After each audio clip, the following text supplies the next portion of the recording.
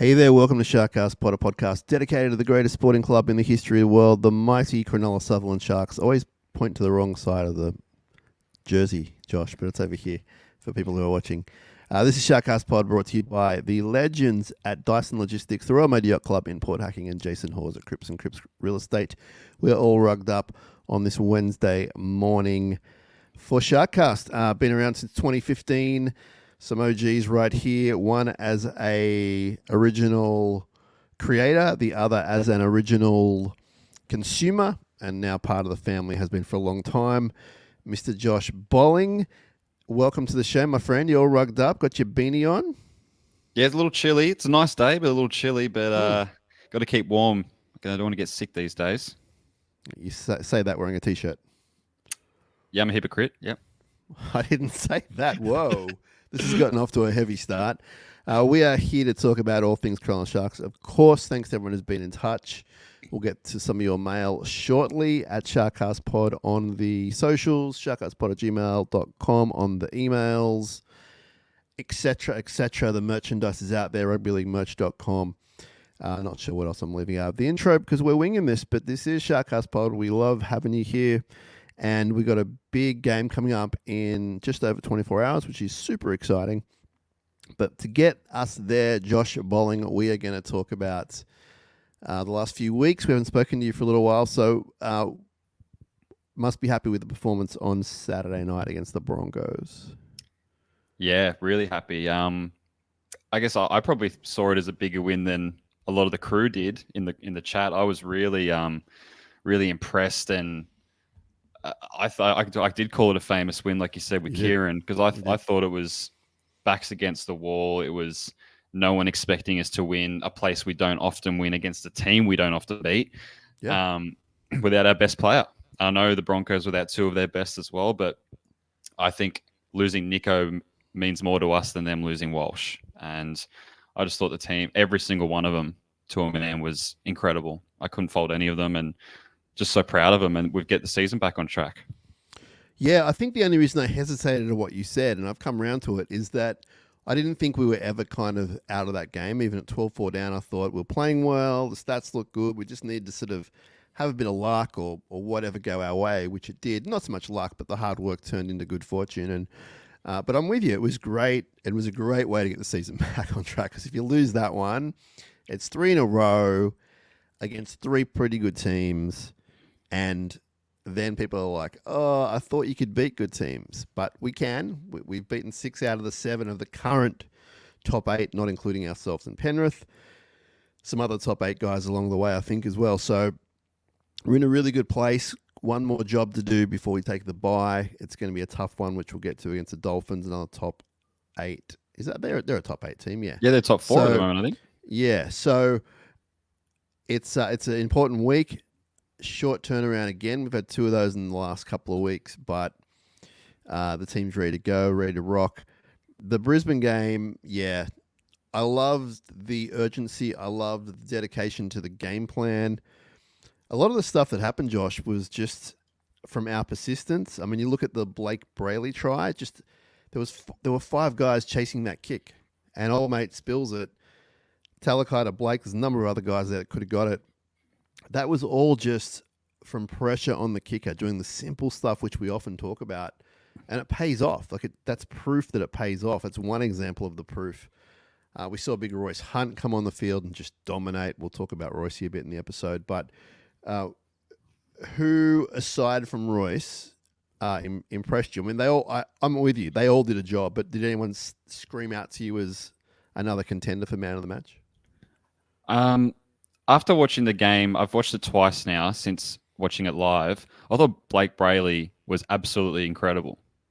Watching his game, the way he controlled the game from dummy half, and I mentioned this in the group chat as well. I thought when you go back and watch that Trindle try, watch the pass he throws for Trindle. Yeah.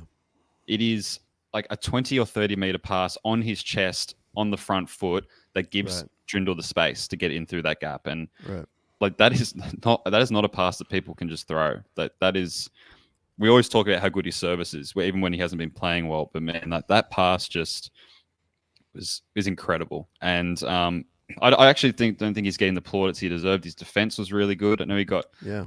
bumped off a couple of guys, but when you got Payne Haas running at you for 80 minutes, and it's going to happen. But his run meters were incredible.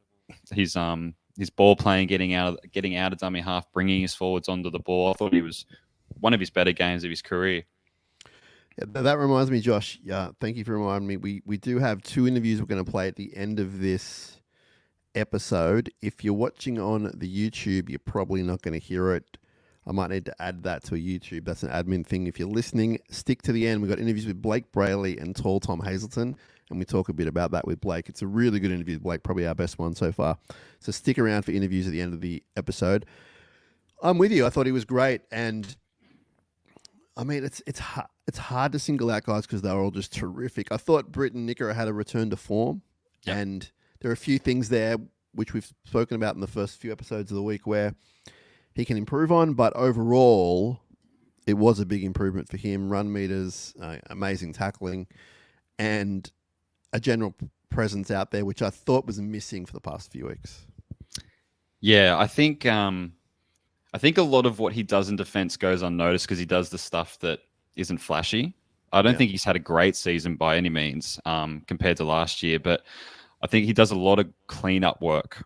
That stuff that you won't see, but then you look at his numbers and like 43 tackles with 1 miss, like that's a heavy duty effort. So I think he's been improving over the last 2 to 3 weeks. But obviously we need more out of him because we know how good he is, the standard he set last year. But I think also you've got to factor in that he hasn't had Nico for a lot of the season. He's been suspended. He's had Nico in and out of the side. He's had different guys on his edge. So I'm not trying to make excuses for him, but No. I think if you can get Nico and him next to each other for a 10-week block and get him back to some form, get him running those lines again, I think he'll be fine. I actually think he was going pretty good up until 3 weeks ago. I thought the season was okay. It might not have matched what he did last year, but I thought he was on his way. So I'm glad to see he's back. And let's talk about the halves. They both had good games in their own way. I thought Trindle was slow to start, but boy, he really found his feet. And I thought Dan just kept being Dan, like just super reliable, fills in the gaps, fills in the holes. We've seen this week that Trindle got the job, which I think is fair, but it's also kind of unfair on Dan Atkinson, but that's just kind of how it's going to go, and he'll get another chance, I have no doubt, this year. And we know we can rely on him, which is awesome. What did you make of Trindle? I completely agree. I thought he started a little slow, a little manic. Once he worked his way into the game, gave himself some time, I thought he was really excellent, actually. I thought his kicking game was... I thought his kicking game won us the game. Because if you watch a lot of his kicks, he pinpoint high bombs into the corner, under pressure every time. But Brisbane didn't get a sniff that second half because he just kept them in the corner. And similar to what Jerome Luai did to Sione Katoa a few weeks ago, once they found a weakness, they just hammered it. I love that. A lot of the times you see teams get a result out of someone and then they don't go back there. Trindle just kept bombing him all night, and they harassed him. Tell me about Dan Atkinson passing. Is he a bit limited there, or is it just not flowing at the moment? What are your thoughts on his passing? Because I think it's the only kind of, I don't even want to use the word weakness, but the only kind of knock less on? than great thing that I can see. Yeah. What are your thoughts on his passing? Yeah, I'm still undecided on whether it's an ability thing or if it's just learning the shapes and timing. Because sometimes you see like it's the space is there and the guys are making their runs and he'll always dummy or he'll go back on the inside. I don't know if the confidence is not there to throw the pass. But then you see sometimes, like in the Melbourne game, he threw a big Nico kind of long cutout ball. So I know he's got it. Okay. I think it's just maybe he doesn't want to take that risk, which sometimes you need to do. And I think that's where Trindle will take the risk and maybe he'll throw a forward pass like we saw with that runaway try. He'll take that risk, but it'll come off sometimes. So I think that's where I don't hate the Dan Atkinson idea of not passing when maybe it's not on. I know that's the whole thing about footy is risk and reward and etc. Yeah. But I don't hate it for for parts of the game. Like if it's not on, maybe it's not on. I'm okay with playing safety football if you're in the game, if you're winning the game. It's probably more when you're chasing that might become a problem.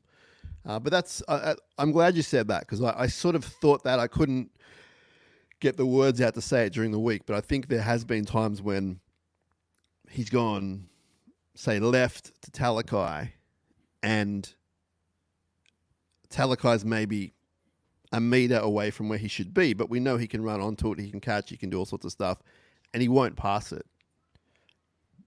But it's probably not because he can't pass. It's probably he's just being wary. He's probably wary of his position in the team. He doesn't want to kind of rock the boat too much. Sure.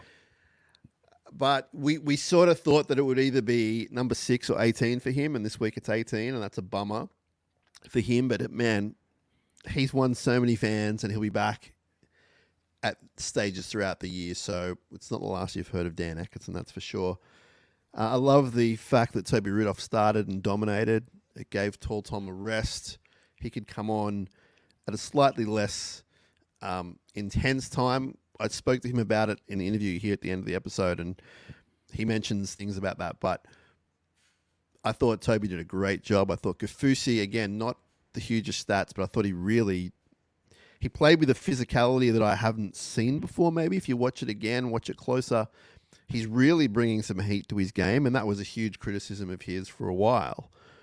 But he's getting as physical as anyone out there, which is awesome because he's a beast. And he's only a young guy. I was watching training yesterday, Josh, and I was watching him rip in. And I said to someone, I think it might have been Ricky, I said, how old is he? And he was like, 23-ish, 24. He's young. I was like, man, the upside on Kafusi, if he can get it right, if the club gets it right, is huge.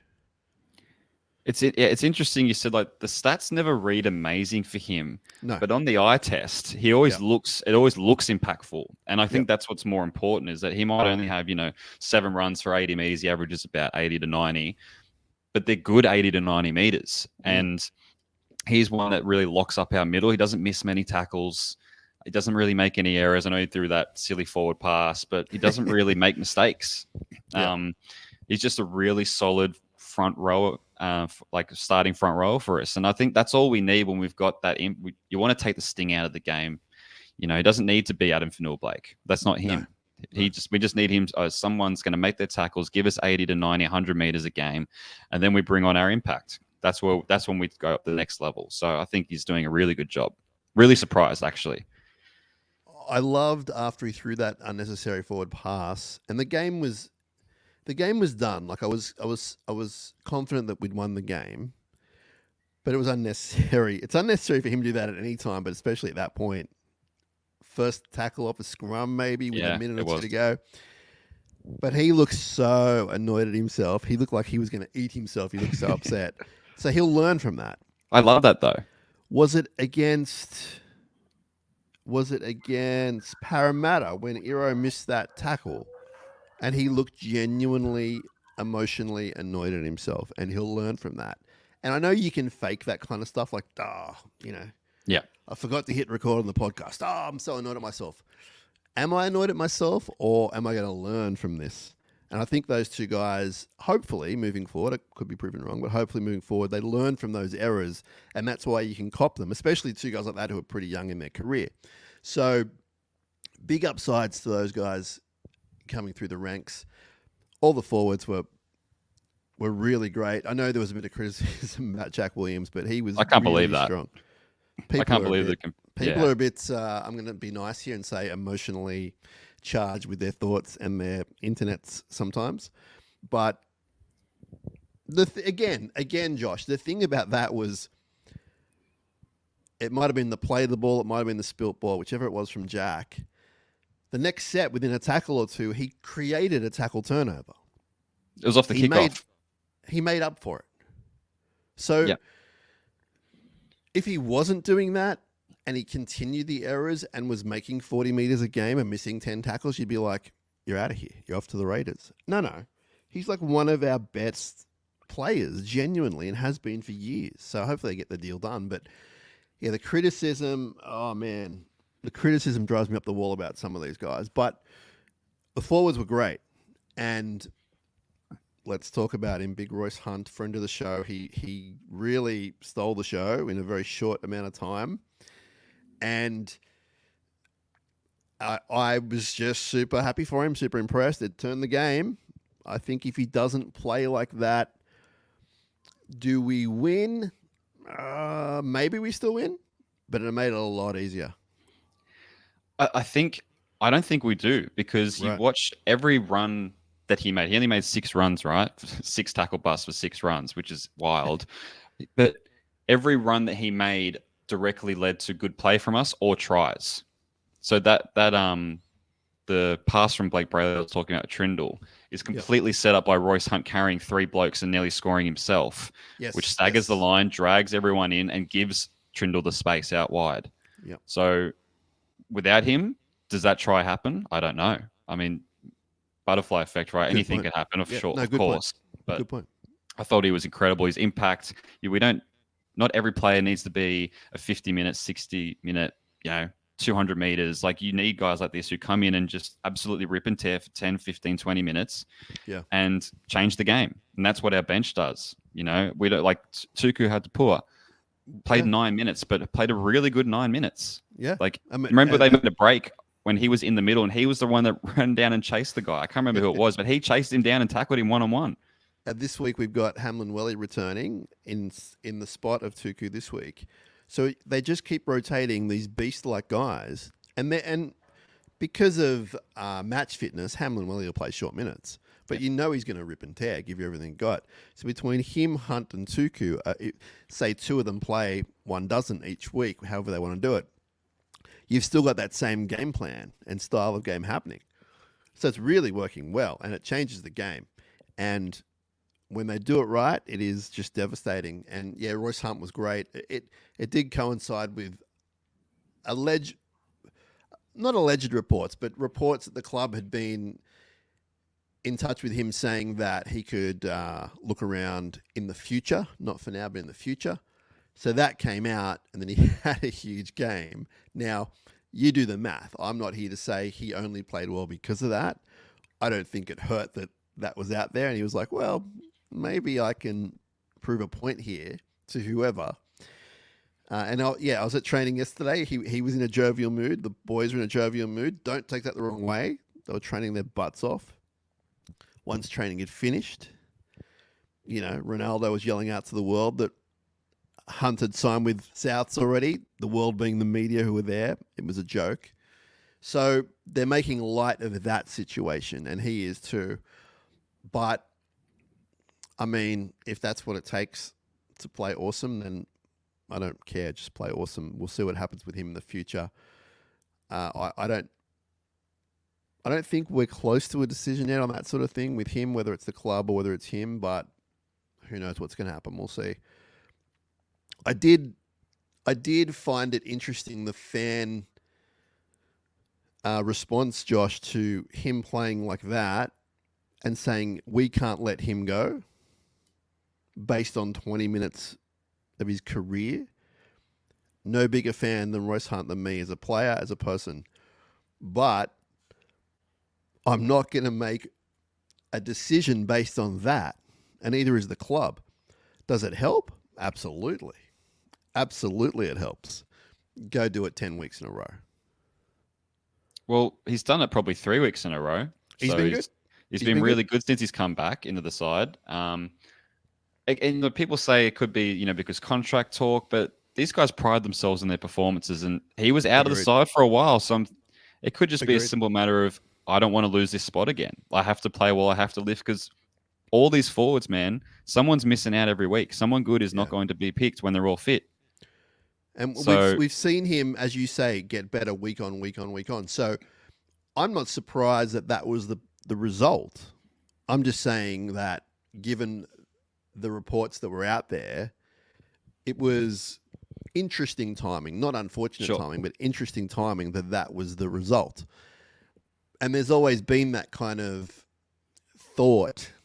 assumption that a player is going to play better when they're off contract. He's actually not off contract. No. They just said that in a couple of years, if you get a better offer, come back to us, let us know what that is. That they didn't say, go away. No. And I'm not convinced they're going to say go away. Having said that, we got a whole bunch of guys playing awesome. We've got a guy coming in who's going to play awesome next year, and there's a couple of guys coming through the ranks a little while off, but who would be in that developing prop circulation. So very healthy stuff. Where do you sit with all that, Sam? With I don't want to look too far in the future, but with all these guys that we've got, yeah, what do we do, or what would you do? Like, where is your head at with who comes in, like who starts, who misses out? Like, I know it's a long way away, but even tough. It's so tough because let's start with the guys that have been starting. So Oregon Kaufusi, right? I'm re-signing him.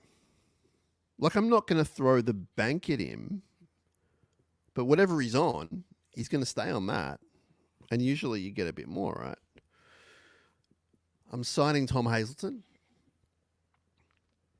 But as far as starting goes, I mean, it's hard to kind of pull Kaufusi out of that rotation now.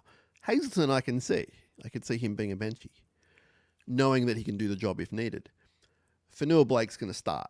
He's going to be the big bad guy.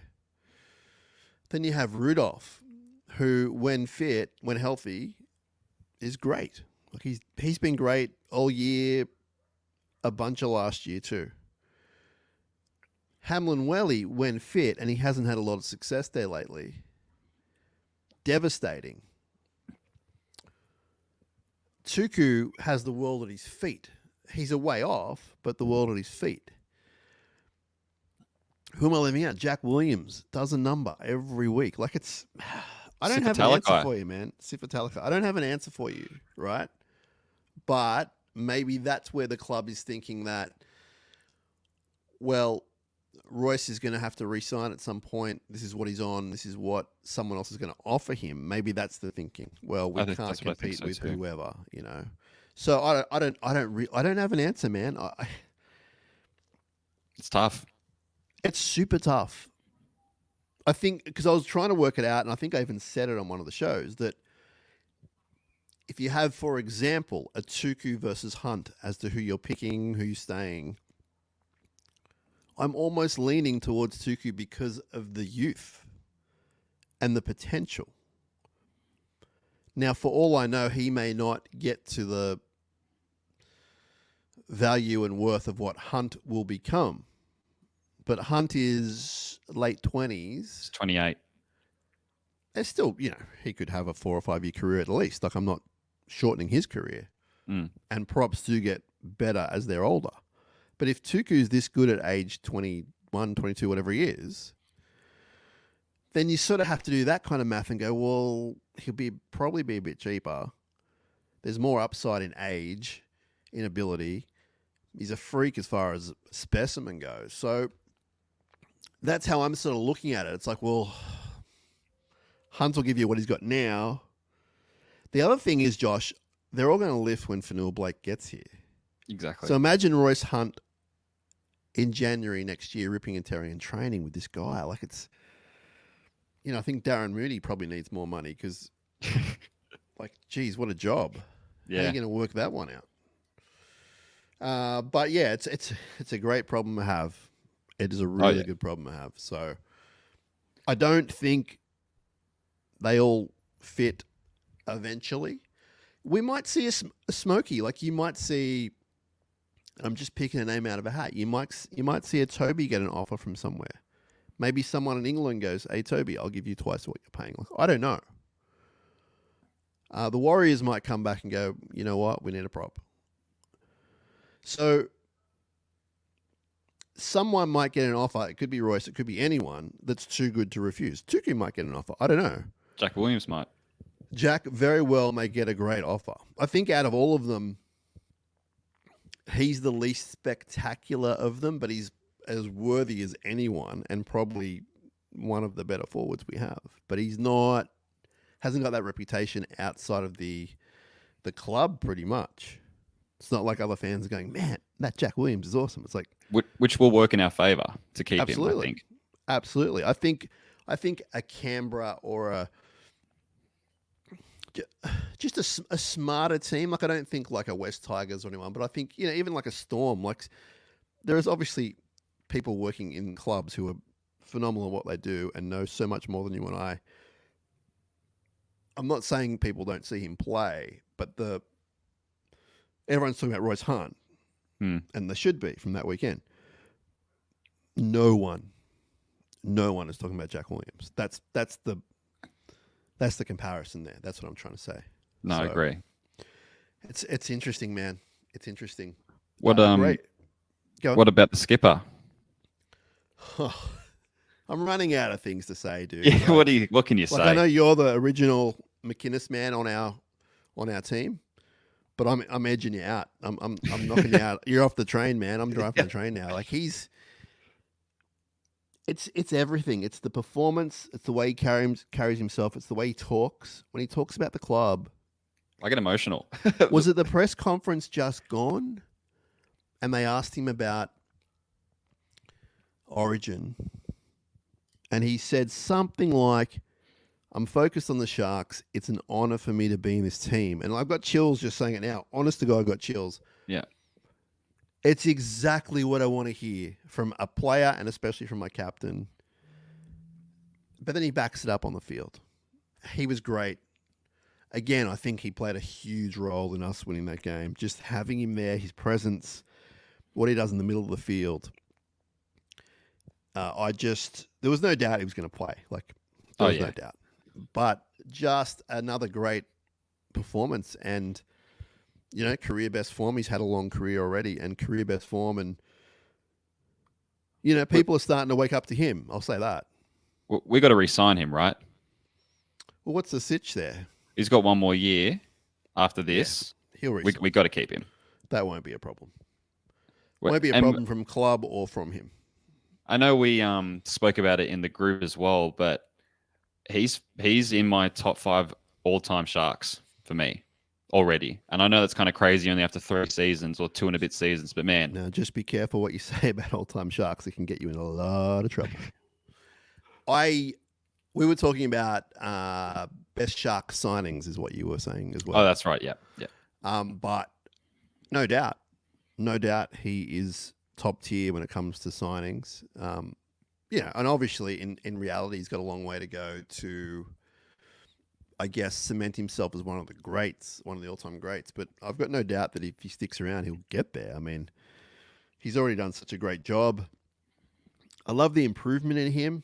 And we said it over summer. We were like, this guy's got to be our lock. He's got to be our captain, and he's got to play big minutes. And the coach was listening because it happened. And his performance has gone through the roof. Like last year, he was an 8.5. This year, he's close to a 10. He's just killing it. I love those runs he does, Josh. He's not much of a size of a man. I was going to say he's not much of a man. He's the greatest man ever. But he's not a big fellow. And I can't emphasize that enough. If you haven't been in his presence, he's a smaller player, like no doubt. But man, the meters he gets, the tackle bus, the quick play the balls, super important. And the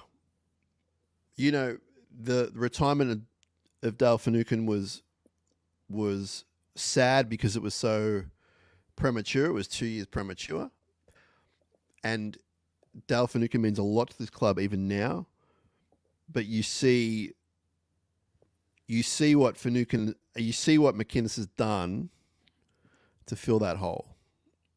And I know a lot of fans are like, no, Dale's time was up. That's not exactly true. But medically, his time was up. And I feel like rather than just Cam slotting in and going, I'm the guy, I feel like he's lifted a bit as well. I feel like he's taken a lot more responsibility on and off the field. But that's made him a better player, my long-winded point. So, captain was great, man. He's super important. I hope he plays every game. And, yeah, if you don't watch the press conferences, you should watch them because he has not a lot to say, but when he speaks, just remarkable. He's an aura. Stuff. It's aura. It is. It is. I thought he went okay for the other team he played for as well during the week. Like I thought he was real solid. So, all right, Josh, let's have a little bit of a break, so to speak, and I'll tell you about our friends at Dyson Logistics. If you're after a logistic company. They are your people. They have a careful approach to freight and custom requirements. They ensure that they deliver your cargo quickly, efficiently, and affordably with zero stress. They're based in the Central Coast. Their heart is in the Shire. They are Cronulla Sharks members, long-time, lifetime fans. And if you need their help, as I muck this up, you can call them on 02 8339 1844 or go to dysonlogistics.com. Tell them SharkCast sent you, and they will look after you as I just fumble with technology. Oh, my God. Dyson Logistics, you guys rule. Joshy, some news about town. The Jets keep winning. They're playing really well. Some of our, I guess, lower grade players is how to term it, are going really well. They're flying pretty high. And if you haven't seen them, you can watch them on... There's an app you can get. It's quite affordable, I think. New South Wales Rugby League shows all the lower grade games. They are also on Fox Sports occasionally. And, of course, you can go watch them play, the Newtown Shark Jets. The news that caught my eye, Josh, today, one of my favourite current Sharks, Talia Holmes, NRLW. She's extended for 2 years until the end of 2026. She's a back rower. She started in Tasha Gale, and she's just a great player, both sides of the ball. So they've re-signed her. That's great. They've been re-signing a lot of players, and the comp's coming around really soon. They've had their first training sessions. They're doing a big media day on this Monday coming. So expect to hear more about NRLW from the Sharks, from us, from everyone. Last year they, I guess, underperformed or underwhelming. They didn't get to where we thought they would.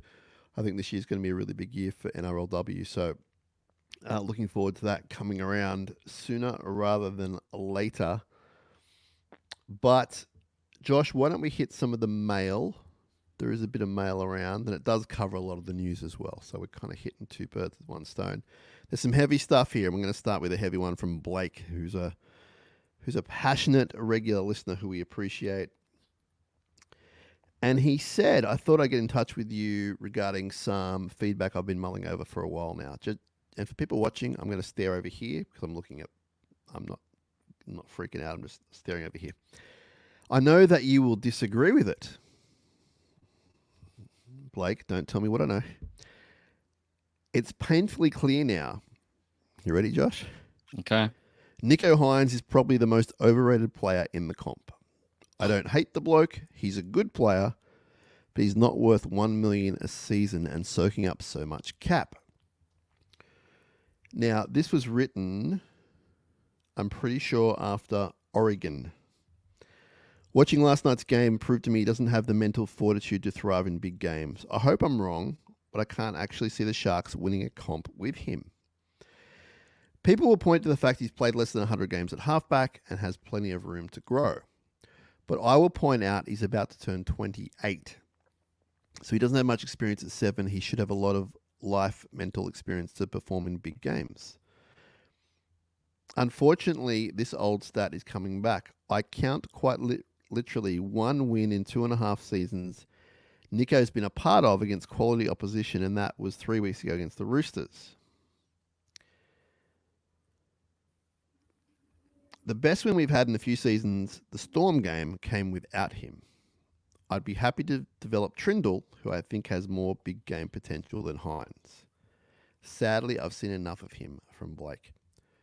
I repeat, I'd be happy to develop Trindle, who I think has more big game potential.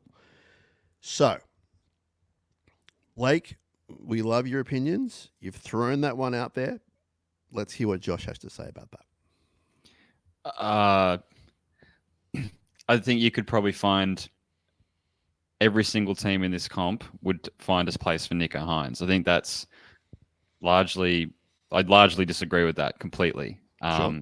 I think you don't get picked for Origin if you don't have some sort of talent and mental fortitude to play in big games. Now, I know there's some people that fell over in front of him to get him there. That doesn't mean they had to pick him. If he's in the top 3 halves in the state, I think I'm pretty bloody happy with that he's on my side and locked in for his career. I think this narrative that he is not a big game player, I don't buy it. Sure, we haven't played well in a couple of finals games, but I always say cast your mind back to that Cowboys game at home. He was the best player on the field, and his teammates let him down. Um, I just don't buy it. I think some of the criticism for Nico is, look, there's some truth to it for sure. He wasn't great at Origin. He hasn't been perfect in a lot of big games, but that's not just his fault. And I know people say the halfback runs the show and it's his job, but he's not missing tackles on the other side of the field.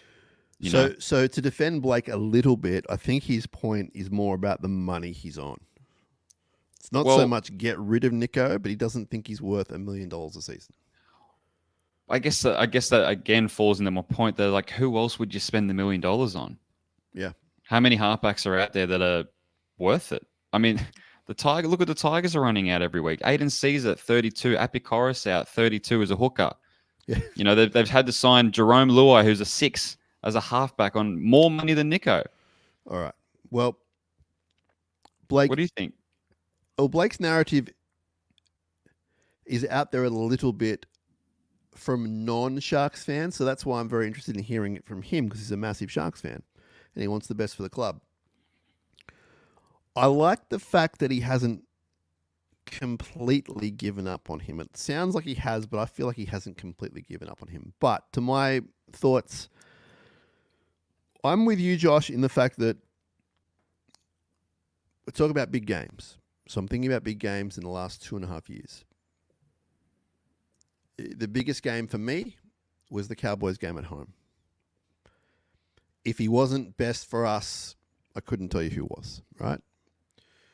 We lost that in extra time from a 45-meter 2-point field goal. We conceded 30 points, 32 points, whatever it was, at home in a final. We were torn up the middle specifically. That game is not on Nico Holmes, right? No. The second biggest game would be Roosters at home last year in the final, week 1. He could have handled the field goal situation better. I don't feel like he had a bad game. That's 2 games where you're talking about a flip of the coin, a field goal. Like, it's this close to us winning big games. So I'm not worried about the big game scenario. Origin, as much as I don't really feel passion for it, I thought he was average in that game. I didn't think he was bad. People aren't talking about the try assist that he had or the fact that there were 12 guys on the field for the most of the game. Could he have kicked better? Sure. I think that the narrative about him not playing in big games is there for him to change. He needs the opportunity. I can't see what's going to happen in game 2. It sounds like it's 50-50. Moses wasn't exactly great in his game. I think if Nico plays lights out tomorrow night, he'll probably get the gig again, and it's up to him to sort of do well. But I'm not looking for a new halfback, Blake. I think in every game he plays for us, I mean, he won a Dally M by more points than anyone's ever won in his first year with us. Last year, he was really, really good. This year, he's been really, really good. The thing about winning the Storm game is Dan Atkinson going to have a 10 out of 10 game every week? Nico's usually an 8.5 week to week. And sure, you're playing against lesser teams most of the time. I get that. Yeah, I'm not looking anywhere, Blake. I'm not. And I think that as annoying as this is going to sound, the stuff he brings off the field is why he's on $1 million as much. Not as much as his on-field stuff, but it's part of the package. He's the face of the game. We're going to Vegas because of Nico. Like, we're going to get new sponsorship because of Nico. And it doesn't mean you can't have someone else doing that, but I just think that he's got some growing to do. I understand Blake's point of view. He's 28. If it takes till he's 32 to win a comp, I still believe he can do it. So we'll see what happens there. We've got a bit more to get through. Appreciate you getting in touch, Blake, but I wanted to give that some good time. Great storyline, so really appreciate that. He's actually got a, we're going to stick with Blake. This is going to be the Blake segment. He's hit us up for a few things. Hang on, is this anti-Nico? Interesting to note, probably our best wins, he says, came against the Storm and Broncos without Nico. He doesn't have the kicking game Trindle brings. And one thing I will say that absolutely irks me is watching him run into a cul-de-sac thinking he's creating something, but he's close to the slowest half in the comp. I've never actually seen him make a line break on his own. So he's doubling down there. So that's okay. We can move on from that, Blake. I thought you had something else, but here's one from Blake again. We love Blake. Blake's cool. We don't love all of his thoughts, but we love him. Here's a quick hypothetical one. Would you rather have to give exactly half the players in your team a 4-year contract or a 1-year contract? It's prevalent in the NFL and becoming more so here. Anyone that in a contract year plays better for you, but you have to sacrifice talent not coming back. Royce Hunt is the prime example of that right now. So, Josh, would you rather give half the players in your team a 4-year contract or a 1-year contract? Oh boy, Blake's full of it today. Yeah, full of good stuff. Good stuff. No, and I hope Blake doesn't think I was having a go at him or anything. I think it's a very interesting point. I just am passionate about Nico, and I love him, and I will defend him. I'm sure Blake is cool with our opinion. Yeah. What are your thoughts on that one? That is a good question. I guess I'm going to pick holes in it. Would it depend on? Can I pick which half, or is it just probably? Yeah, because you know what? With our team right now, I'd probably give half of them 4-year deals because they're all young. Right. And 1-year deals scare me. Because why? Because it just someone's really good, then they're gone.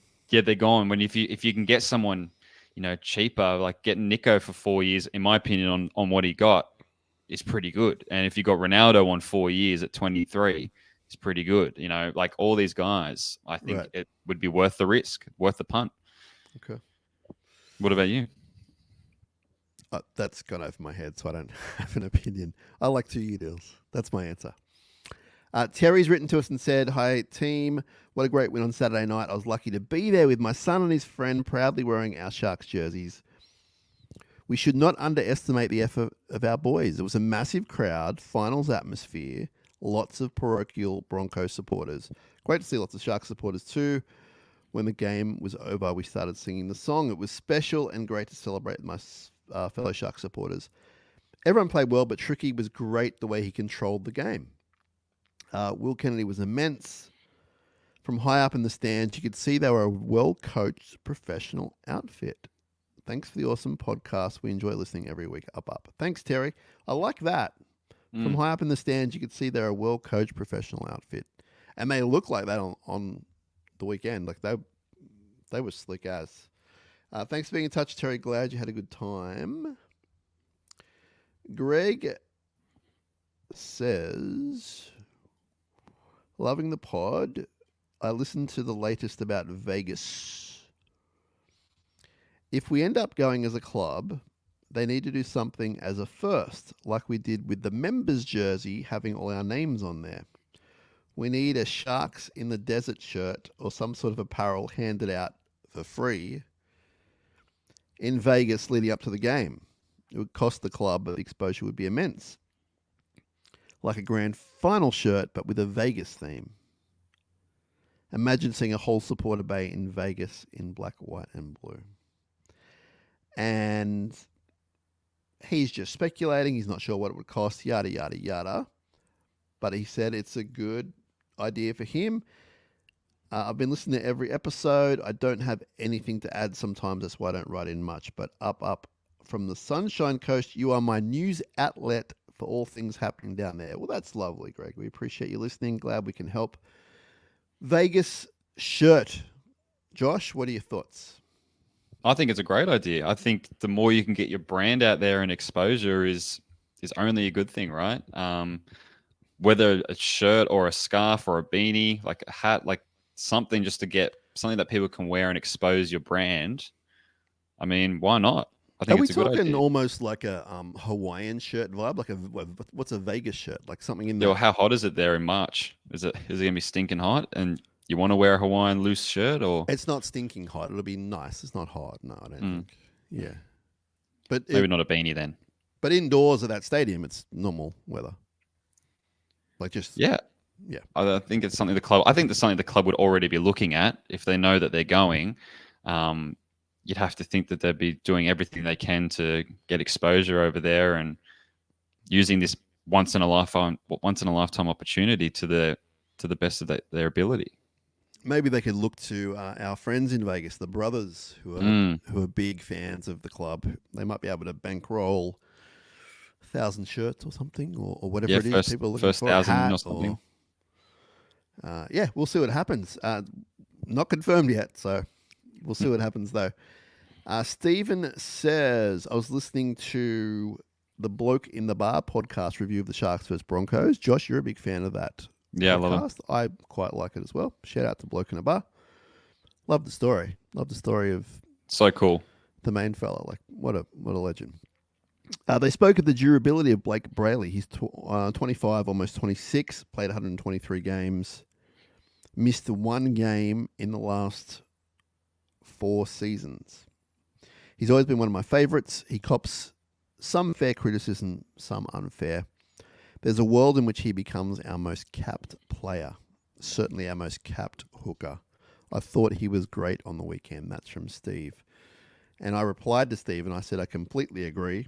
We're going to discuss it. And also at the end of this episode or on the YouTube, a separate episode, we've got a Blake Brayley interview for you. So stay tuned for that. We praised him already about the game, Josh. At the moment, he is the most durable player in the NRL. He has played the most games in a row, whatever it is, without injury, without missing a game. So his worth is magnified because of that alone, let alone the fact that he's quite talented and he's getting better and better and better.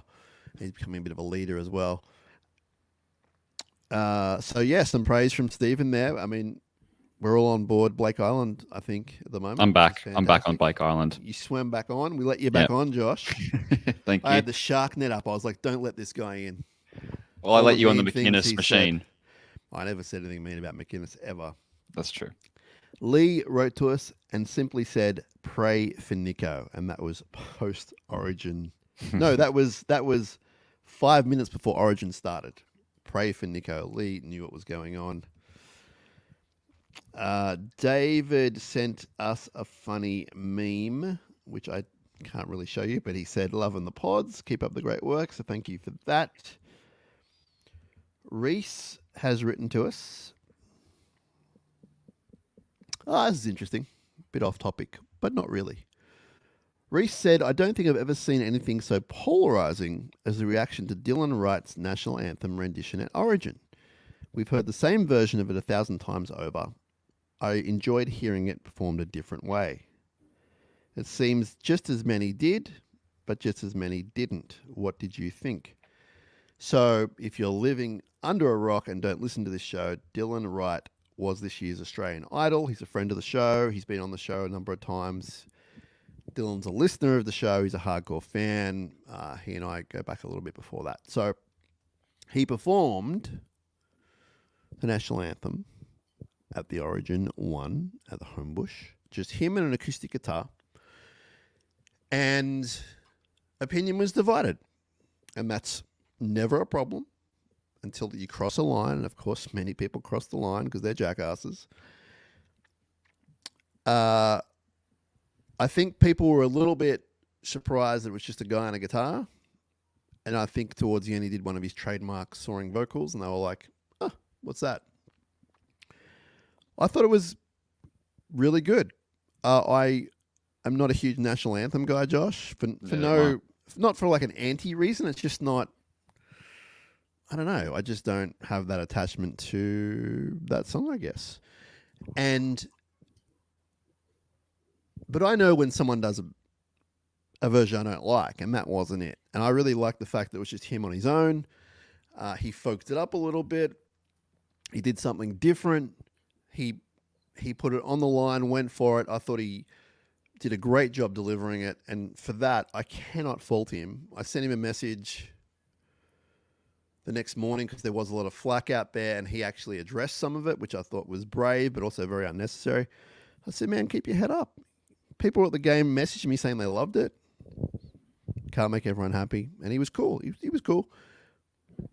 So not making something big out of it, just Reese wrote to us and asked what we thought. Did you see it, Josh? I did. And like you, I mean, realistically, the anthem's fine. I'm not really passionate either way about it. So I was like, oh, that was cool. Like I liked Dylan and I liked the song, and he's got a great voice. I thought that high note he hit was really cool. I just don't know why people get a bee in their bonnet about stuff like this sometimes. Life's too short to care about if someone sang an anthem a different way. Life is really short, and people don't realize that, and I'm not getting too heavy, but it's really short. So, they're allowed to do whatever they want. As I said, don't cross a line, which a million people did, which sucks. But, I was reading things about how soldiers went to war for that song, and then someone wrote, didn't it come in 1984 or something, whatever it was. And then we had soldiers writing in going, I'm a soldier and I like this song. So people just get so... It's like a minute and a half of your life. Like, I don't know. It's just, don't take it so serious. It's not like he disrespected the country. It was just like, what are you on about? Anyway, I think Dylan's listening. So hopefully we're giving him a bit of a cheer up and a laugh. And yeah, you're cool, bro. He's recording his debut album right now, which is exciting. Okay. Next up, we have Steve. A lot of Steves that listen to us. This is one of the Steves I told you so from last week, by the way. And I say that in jest. Okay. He says, against the Broncos, I saw a different side of the Sharks. First half defense way better. The attack looked unorganized without Nico. But then I saw the Broncos starting to look tired around half time. Came back in the second half. We scored first, and then 1, 2, 3 tries in 8 minutes. We had them where we wanted them. Some praise for Sione. Praise for Atkinson. Big Royce Hunt. He says, why are we letting him talk to other clubs? That's a terrible call. So Steve's big on keeping Royce Hunt. And I appreciate everything you've written here, my friend. Hoping this starts a long run of wins through to the semis. One thing I'm scratching my head about, Trindle kicking for goal. He missed a sitter almost in front, and we've seen Atkinson kick everything in weeks prior. Why did Atkinson not do the kicking? So I think we discussed this in one of the episodes, and I think Josh, correct me if I'm wrong, it was for experience, right? Like I think Trindle's the experienced kicker. I actually had a short amount of time with the coach yesterday off the record, Josh, and that came up in conversation, and he was praising Trindle as a kicker. So he hadn't lost faith in him. I'm sure when Nico comes back, and if Nico's fit to kick, he'll be the kicker. But I think on the depth chart, in Fitz's eyes currently, it's Nico, Trindle, Atkinson, and you can look at that in a halves depth, but as far as goal kicking goes. So Steve says, all the best, up. Thank you, Steve, for that. Appreciate you. Jay has been in touch. Good win by the Sharks of the night. Very satisfying performance, especially second half. All they need to do now is on Thursday the exact same thing to Wayne's Dolphins. Let's see a repeat of that. But a warning, watch the hammer. Now, do you have any insight into off-season signings or re-signings or anything on that? Mostly Sam Stonestreet, Jack Williams, Kale Iro. I don't have anything for you. I apologize. Have you heard anything on Michael Gabriel and young Eason? So they plan on extending them. Well, Gabriel's I think they're both on the contract for a couple of years. So that might not be necessary just yet. Most of all, Tuku, we need to keep him long term. I feel at least 3 more years he's headed for a big career.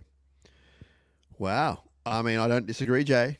Tuku, as we said earlier in the show, the upside on him, man, we'll see. 3 years seems like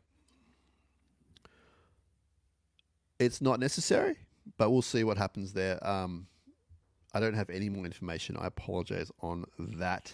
I think Gabriel made one of those rep sides as well, didn't he? On the wing, yeah, he's a centre, but on the wing, I think it's under 19s New South Wales.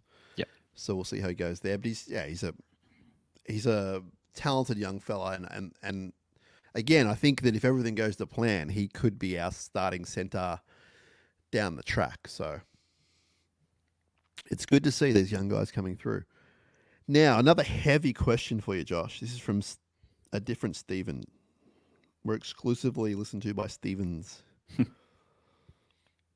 All right, you ready? Yep, let's go. He does start by saying, I don't like thinking this way. Okay. And it was written before the game on Saturday. Do we need an upgrade on Kennedy to win the comp? The Premiers over the last 10 years have all boasted an exceptional fullback. Edwards, Teddy, Slater, Pappenhausen, Barber.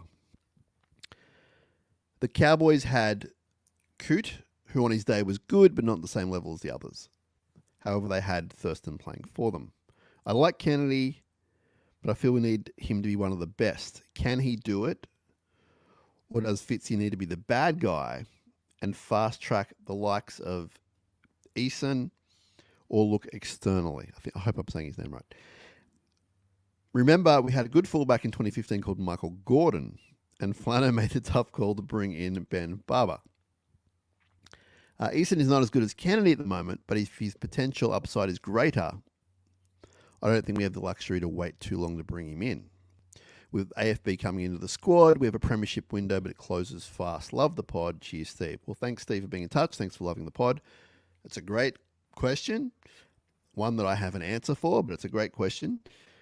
Also, I don't like this situation where you say the premiership window closes fast. I don't think that's completely true in our situation.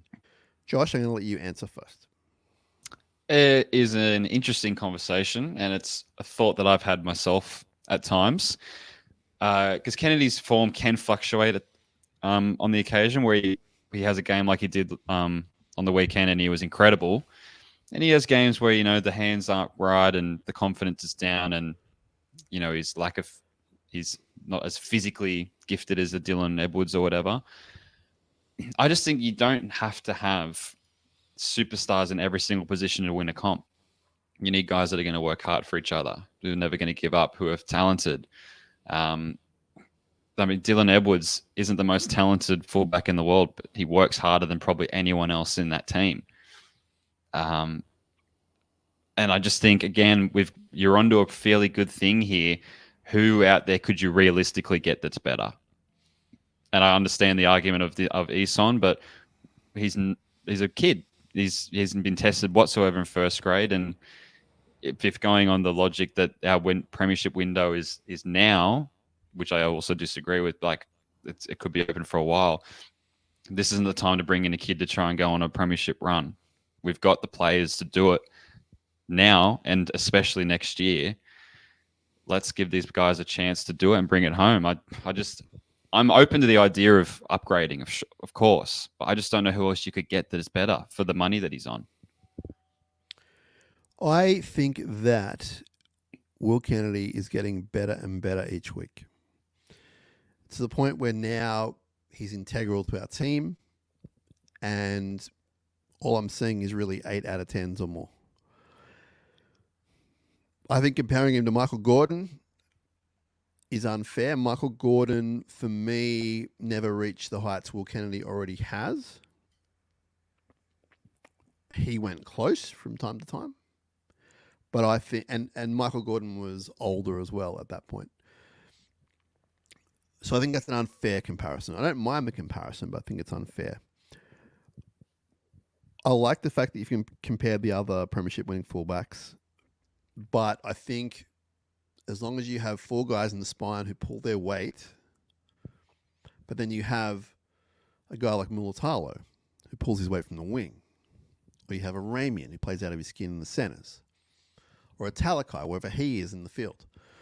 It's not all about the spine necessarily if 1 to 17 they play as a team. And we've seen that. I know we had an incredible team in 2016. I know that.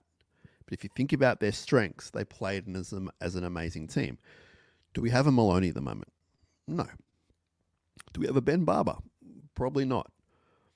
We're achieving the same things. At this point in the season, we've scored almost as many points as what they did. I think we have more wins, if not the same amount of wins. We're on level with the premiership winning team with this team. So to me, it is crazy, huge statement, crazy to look elsewhere, as Blake said, for a new halfback, or as Stephen and a whole bunch of other people saying for a fullback, when it's actually working. We lost to Penrith, shouldn't have. Lost to Para, shouldn't have. Lost to West Tigers, shouldn't have. What else has gone wrong? We've got the most wins in the year out of all the teams that have played. I know what everyone is thinking. They got the elephant in the room. They're talking about the next step up in the finals. I get that. Let's give them a chance. Let's give them another chance. So I think the Will Kennedy storyline is, I'm hitting delete on it. I don't think it's a storyline. I think he's great and he's only getting better. If he was declining, sure. But he's getting better every week. The fella in New South Wales, Carp, is awesome. Like, go watch him play. He's Dylan Edwards Jr. He was literally that was his mentor. But he's young. He's got time, and we got time. So re-sign him. But I don't see him stepping in for Will Kennedy anytime soon. Like, really don't. If Kennedy gets some amazing deal from elsewhere or Super League or whatever, and this other kid comes through, maybe you look at it. But no. When I look at us next year, Josh, I see the same team with Fanua Blake. And I'm sorry if that upsets people. I don't know why it would, because your team's coming equal first. They've got the most wins. And historically, they're one of the best Sharks teams we've ever had. In case I didn't say that clear. This team this year, Josh, is stats-wise, performance-wise, one of the best Sharks teams ever. And if that's not good enough for you at this point in the season, my hands are up in the air if you're watching the YouTube. I don't know what to say. I echo your sentiments completely. And you've said your point about Will Kennedy was much more articulate and in-depth than what I had to say, but I completely agree. I probably was a little harsh because I do love Will. Yeah, I mean, you always look at, is the grass always greener? Is there better play like Reece Walsh and these flashy players? But Will Kennedy works just as hard as any of them, and he's our guy. So I think we as Sharks fans are a little guilty of getting on the back of our players sometimes. Like you said, do you know how many teams would be killing to be in our position? To be second, equal first, the most wins? I think we can be a little down on our position right now when it couldn't almost not be going any better. Yeah. And I understand that our fans and our listeners and ourselves take the losses hard. I get it. But that's short-term stuff, man. Like, remember after Para? Walls were caving. One short flight, what is it, 45 minutes, an hour to Brisbane? We're back. Only as good as your last game. Let's beat the Dolphins. Let's continue the story. But it's a difficult one because I'm not saying that we're going to look at this team in 5 years' time from 2024, and if we finish third and then bow out in week 2 of the finals, then I'm not going to say we were one of the greatest teams of all time in Sharks history. But currently, halfway through the season, I can say it. And, people are already talking about it. The draw we have, and let's not count our wins, because all the team, we're playing a dog soon, and they're a top 8 team. The draw we have is really, really good. Like, we're going to be top 4. We may be first. It just depends on a whole bunch of stuff. So really, it's about being healthy in the finals at a point. Not now, but at a point down the track, it's about being healthy in the finals, mentally, physically. You can't go changing that team. You can't be going, we need a better fullback, unless you can get Dylan Edwards.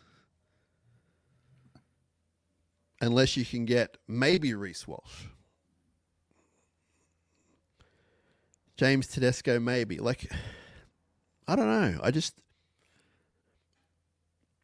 I'm not having a go at the fellow that wrote, it's Stephen who wrote to us, because I'm happy to talk about all this stuff. And I appreciate your opinion. And I'm not saying you're wrong. I'm just saying I disagree. And the same with Blake about Nico. Like, Blake makes some points that are hard to argue with. But I guess you and I are saying, let's take a breath. Let's give them the opportunity to kind of right some wrongs, particularly the final stuff, which is what everyone is talking about. So, happy to have those conversations, though. Our friend Smitty said, Hunt was a machine. We can't let him go, which is a common theme this week. Josh has written to us and said, hey, crew, after our recent history at Suncorp Stadium, I was rapt to be able to be there and belt the song out loud not once but twice this season. So he's been at both Suncorp games. The game on Saturday night, not one of our best performances, but the second half showed we wanted it more. Looking forward to the clash against the Dolphins. The bye has come at a good time. The team will benefit from a freshen up at this stage of the season. Up, Cronulla. That's from Josh. Thanks, Josh, for listening. Appreciate you. And you're right. Like, the end sight is in near. I spoke about with Blake, so listen to the end of this episode or jump on another YouTube clip for the Blake Brayley interview. And I kind of say to him, the end's almost in sight, but he didn't. Thankfully, he sort of went, no, it's another game. We're going to win. And then I'm like, yeah, I know, but we were having communication problems. But I think for all of us as fans, as players, as coaching staff, the end of this big cycle, like, is a full stop after the Dolphins. And I think they're going to treat it like a finals game, Josh, almost like a elimination final. Go out there, one more game, smash them, get the victory. There'll be some time off, not as much as probably what everyone thinks. There'll be no Fiji, but yes, I agree with Josh. The end is in near sight. Our friend Lush, who has a great podcast called The Post Credits Show, I think that's technically what it's called. He said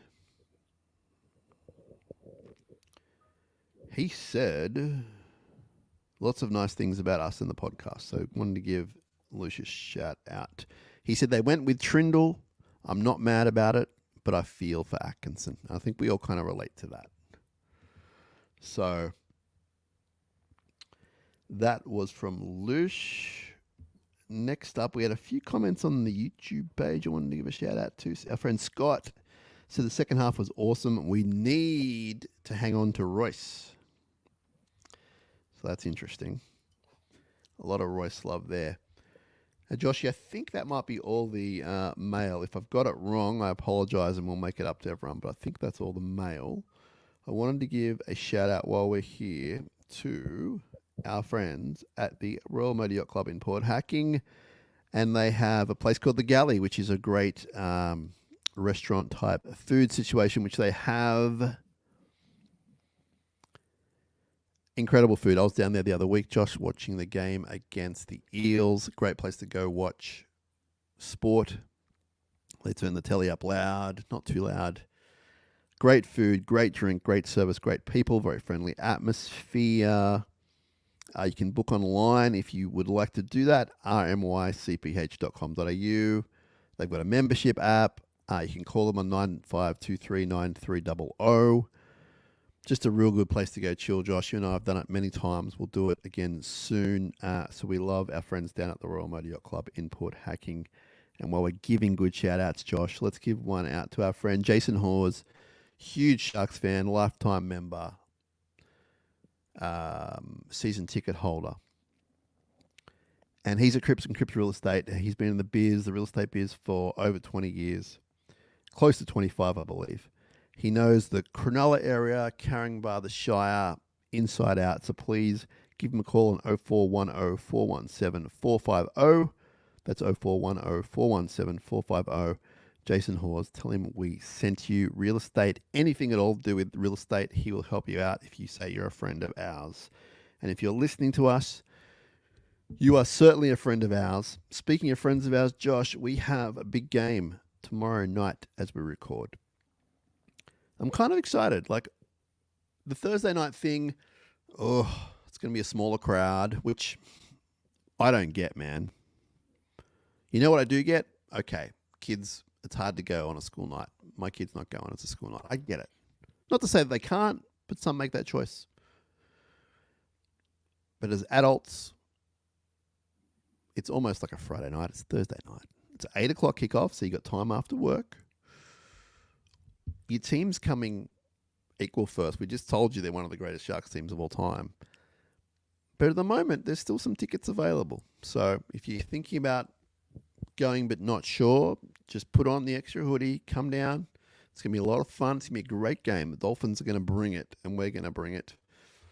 So our team looks very similar to last week. We've got Toby Rudolph starting the game. We've got the return of Nico Hines, so that's huge. Nico was training yesterday. I saw him train, Josh. He looks good. There's no sort of struggle there. He looks fine to play. He will be playing. Trindle will be starting. So Trindle keeps his spot. That means Dan Atkinson is in 18. So he'll be extra man if needed. I think that's how they'll go. Oregon Kafusi keeps his spot starting. So your bench is Jack Williams, Tall Tom Hazleton. Braden Hamlin-Welly returns, and he looked pretty good at training. Royce Hunt keeps his spot. So Big Tuku is going to have some time off, we think, if that's how it rolls out, which I think it will. Extended bench of Mawini Halotti, Jaden Beryl, and Sam Stonestreet. So what are your thoughts on the team, first of all, Josh? I made a tweet yesterday about thinking an X. You X'd. On X, yep, sorry. Besides Teague missing, this is the best team we can name. I think this is us at full strength minus Teague. Okay. So I'm really excited because we haven't really had this full side play together at all this year. So I'm really excited to see how we go at full strength at home against another top four side. A cold Thursday night should play into our hands a little bit. I'm really looking forward to it. If I'm wondering, I don't want to get back onto it. When T comes back, who misses out in here? Because this side, this is the one we want on the field. Well, there were some rumors out there Teague was gone for the year, and that's not what I'm hearing at all. I think he'll be back after the bye. I saw him yesterday. He looked okay. I didn't see him training, to be fair. It doesn't mean he wasn't training, but I didn't visually see him. I saw him afterwards. Mm-hmm. And he looked fine. I asked about him, and people said they're reasonably sure it's short term, and he'll be back pretty soon. So I think after the bye, you might see Teague back. Who for? I think he slides back in, and then you do the math. But we'll come to that when it happens. I want to say this, give someone else a shout out. And is he on the... He's not on the extended bench. He must be playing Cup this week. Jesse Colquhoun. I saw him. And I had to say to our colleague Dave Riccio, who's that guy? And he looked at me like I wasn't a Sharks fan, and it was like, it's Jesse Colquhoun. I went, oh yeah, of course. He looks like he's shed about, I'm not good at this sort of stuff, but he looks like he's shed like 5 kilograms, but looks unbelievable.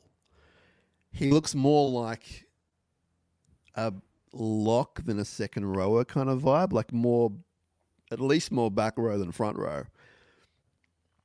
And he looks ready to rock, man. Like he was smashing guys, and he looked like, just physically, he looked really good. So I think Jesse could be pushing his way in at some point if there's injuries and that kind of thing. So he's another guy we've forgotten about.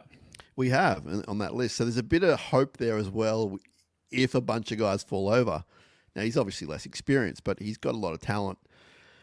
But I was just pleased to see him in such a condition. The other guy I want to give a shout out to at training that I saw who looked really good, who we've only seen play a couple of times at the top level, was Billy Burns. Like, I'm not suggesting he's top tier talent, but these guys are in the squad, much like 2016. They look like they come on and do a job for a game or two if they need to. So I think the depth is going to take us so far this year. So that's exciting for me.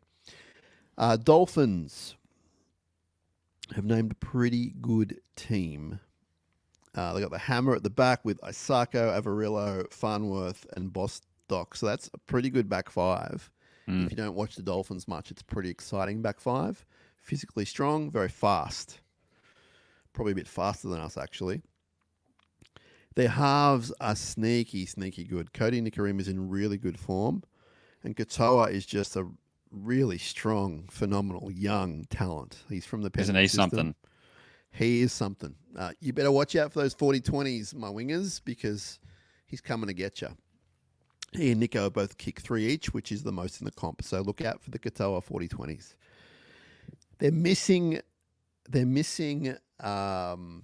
more famous Bromwich brother, but Kenny will be front row with Marshall King and Felice Kafusi. So that front row, Josh, even though it's at an international level, Felice Kafusi and Kenny Bromwich, that's more like their back row, right? That's where we get them. That front row, back row.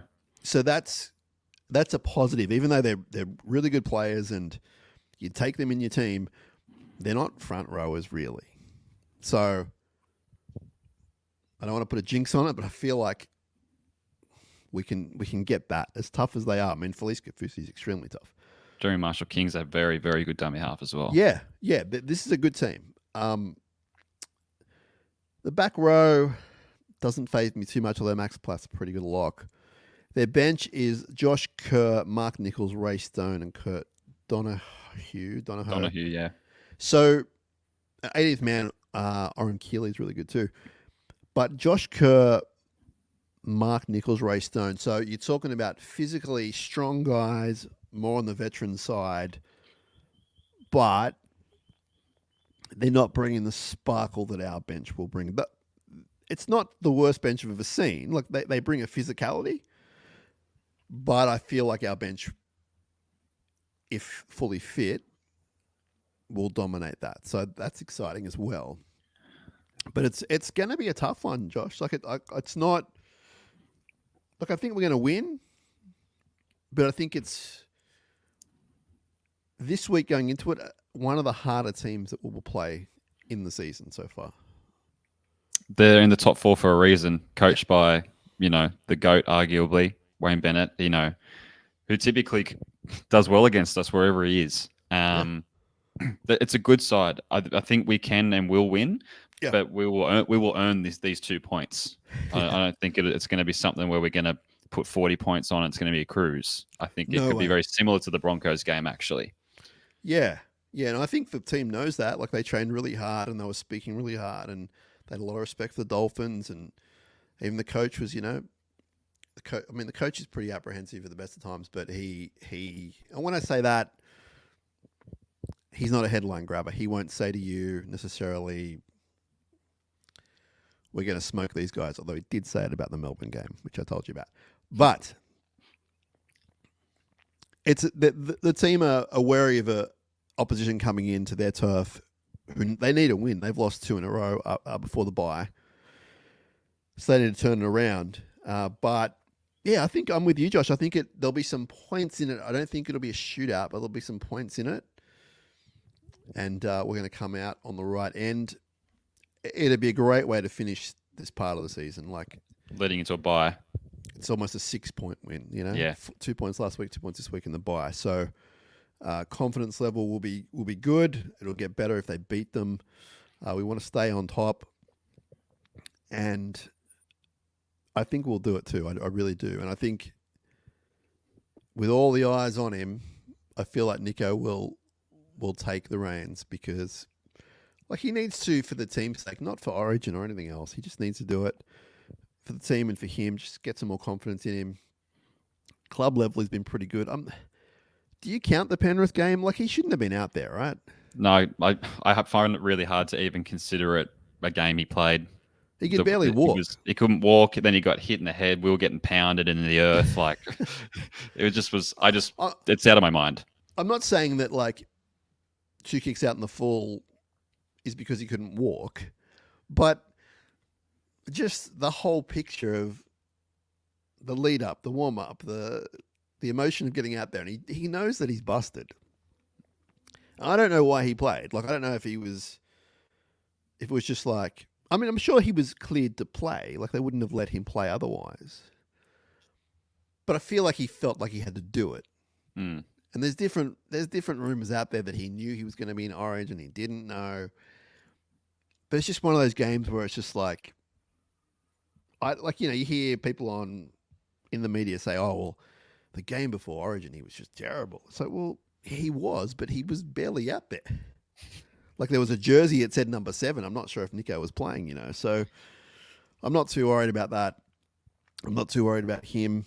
And I think that if the team plays well around him, like, let's not just leave it up to him to do the job. I think they'll be fine. I think he's going to have a killer game. Yeah, I think so too. He looked pretty good at training, I have to say. Like, he didn't look like he was going through the motions or limping or anything like that. So hopefully he's recovered from his day yesterday. Today is captain's run, and tomorrow's the game. Well, I'm excited because it's coming around and I can go to the game, and it's Thursday. How do you feel about the Thursday game? They're great when you win, because then you've got the whole weekend to just kind of bathe in that victory and watching everyone else bash each other, getting a long turnaround. Power game was brutal. Yeah, that was brutal. That's a whole weekend of just getting hammered by all my paramates. So, but when you win, it's great. So, I'm really looking forward to it. I love when the games come around thick and fast. Not so much, I'm sure, for the players, their bodies, but for me as a fan. Yeah, I think that's what I'm excited about too, yeah. I'm super pumped. I can't wait to see you and get down to the ground and hopefully enjoy a really good game and 2 points, go back to first and head into a bye. I can't wait. Yeah, so a bunch of the casters are going to be down there. A couple of guys are unavailable, but most of us will be down there in one way or another. So if you see us hanging out and you want to come say g'day, please do. Of course, no obligation. And you might be disappointed in who you meet, but we're going to be down there is what I'm saying. It's going to be a lot of fun. I think that Kieran and I and maybe a few others might be at the local brewery beforehand. If you want to come have a sugar-free Coca-Cola with us, but the point of the message is get down to the game if you can. Like, it's the team's coming first. If you're in the hood, if you're able to, if you can afford it, the whole thing. I'm not, there's obligations everywhere. If you can get down there and have some fun, you should definitely come down. It's going to be awesome. I don't want to hear any business about the cold. Like, it's winter. That's what happens in winter. It gets cold. Shark Park is the coldest place on earth. You sign on as a fan knowing this, or you grow up as a fan knowing this. So there's no changing it. You have to adapt to it. Or, like me, you have to enjoy it. So, I mean, torrential rain or something, I can understand that. I'm not saying don't. But the cold is just, let's rock up. Anyway, it's not for me to tell people how to live their lives, Josh. I'm barely living my own life. SharkCast Pod at gmail.com. On the socials, my hands are waving in the video. You can see we're on the YouTube. The YouTube being a little bit bigger, which is good. We don't care how you listen to us. Just listen to us if you choose to. That'd be fantastic. I'm really stretching now. I don't know why. And Josh, thanks for your time, my man. Really appreciate it. No, it was good to be back on. Missed you and missed the voice and missed the fans. Good to be back on the pod with you and can't wait to see you tomorrow. Always welcome, my man. It'll be my honor to see you. Let's go get the job down, Sharks fans. Let's stay number one, equal number one, whatever we are. Is Melbourne playing this week, Josh? Everyone's playing, right? Yeah, I think so. The Dogs have the bye, so there you go. They're playing. Dogs. Okay, so let's hope the Storms lose. Although to the Warriors. Yeah, that's possible. We're not really at that point where we're, let's just keep winning. Yeah. Let the Storm win. Give them some good times. On that note of saying such a ridiculous thing, I'm going to say goodbye. This is SharkCast Pod. We appreciate you. We're going to hit end recording right now. So if you're listening to the audio podcast, I'm going to throw in some interviews with Blake Brayley and Tall Tom Hazelton. Stick around for that. If you're watching on the YouTube, hello. That we're going to record. We're going to throw up another. You're going to have that on another clip of YouTube is what I'm trying to say. I need an interpreter. Is that how I even pronounce that? Oh, my God. See you later, everyone. SharkCast Pod. I'm going to play the song again just because we can. Up, Cronulla. Let's go.